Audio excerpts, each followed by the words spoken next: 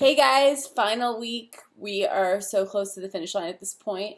I actually had been out for a few days. I wasn't feeling great. So my nutrition's been on track, but my last 2 days of workouts I've missed. I'm just going to try and make those up and continue on with my plan.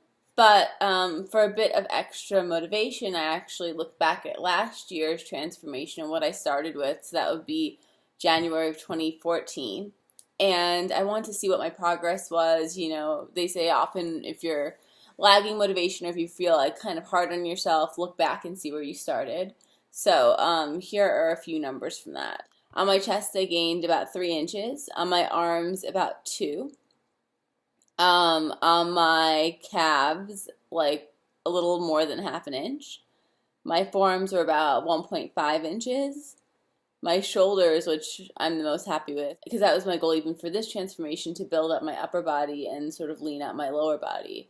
So my shoulders, over the past year and a half, I've gained 5.8 inches. So that is definitely my biggest accomplishment. And of course, you know, that came with some gain in my waist, 0.8, my thighs stayed the same, and my hips gained 1.5. So those are areas I'd eventually like to go down, but overall, I'm super happy with the progress. It only came with like 1.5% body fat gain, and I gained 12 pounds also. So overall, yeah, really happy with that. And I think it's just a great lesson, you know, if you feel like you're having like a kind of slumpy last week, and you know, traditionally that's the time where we should even be picking it up a bit or at least staying on track.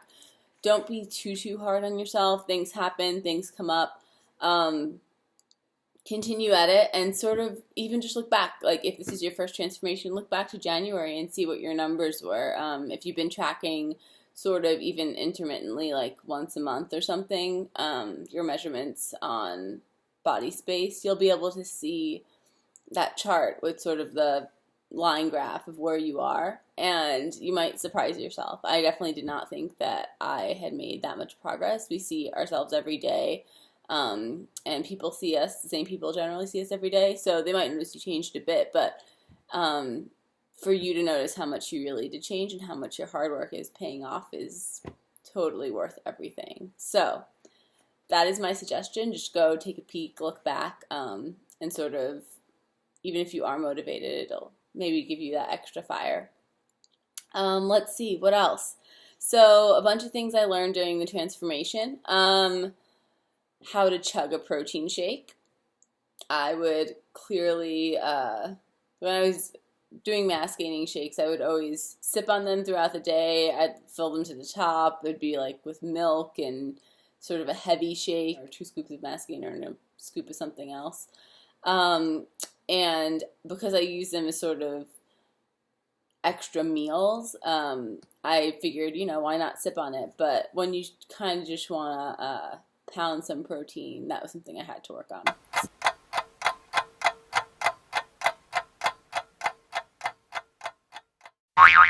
I also learned a bunch of new ways to use some of the equipment downstairs in our gym, and just like how to more effectively target certain body parts that I hadn't known before. I think for me, having a coach tailor a program to me for that was definitely helpful. I loved the Jamie Easton Live Fit that I did last time, and this sort of helped build on that and gave me some extra things to try out and someone to actually sort of have a conversation about it with. I think I definitely learned in terms of nutrition that when it comes to quinoa, measurements are mainly with cooked quinoa and not dry quinoa. So hopefully I can avoid the issue of cooking like 3 weeks worth of quinoa in one sitting. And I also learned how to sort of add to some of my favorite recipes. I've been a vegetarian for almost 8 years now, so you'd think I'd have it down pretty well, but I think making yourself eat cleaner, or I already ate pretty clean, but sort of even just with portion control, adding different spices and adding like extra elements to a dish that I normally wouldn't have. Definitely, I guess, made me a better cook for, you know, the food I eat. So I definitely think the transformation helped in that way too. So here are a few videos and a few outtakes. And I hope that you guys just rock the end of it. We're so close and you've earned it.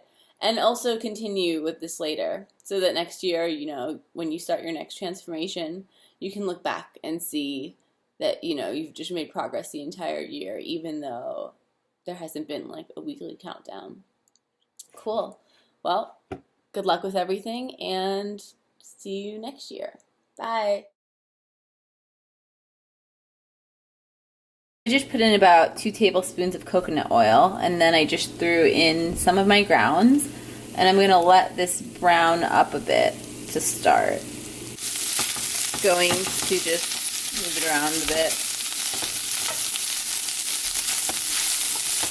Let it brown. So I'm just going to go and throw in a bit of pico de gallo.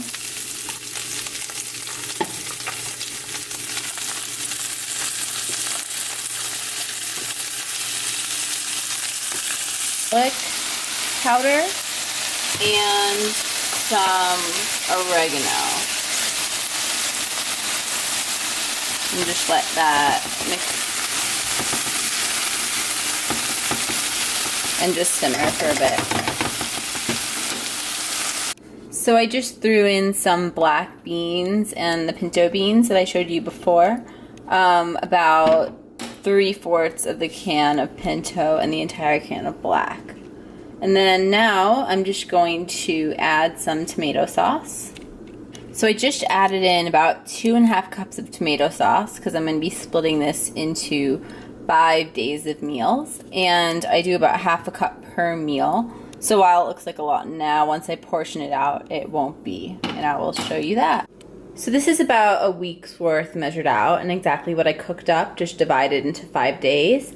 And while it might not look super appealing and maybe a bit sloppy, it definitely does the job. And it's not a huge portion, but I have it after my post-workout shake. So I'm not looking for something very heavy that will keep me, you know, up at night and sort of feel like a brick in my stomach. I'm looking for something lighter that can just satiate me, hold me over till the morning, and this does exactly that.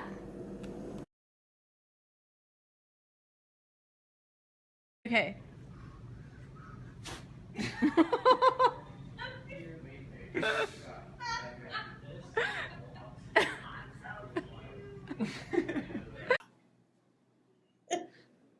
Okay. I just can't stand there. Do you want me to leave? I'm gonna start off. No, y'all are Bad. Great question, Stephanie. I love doing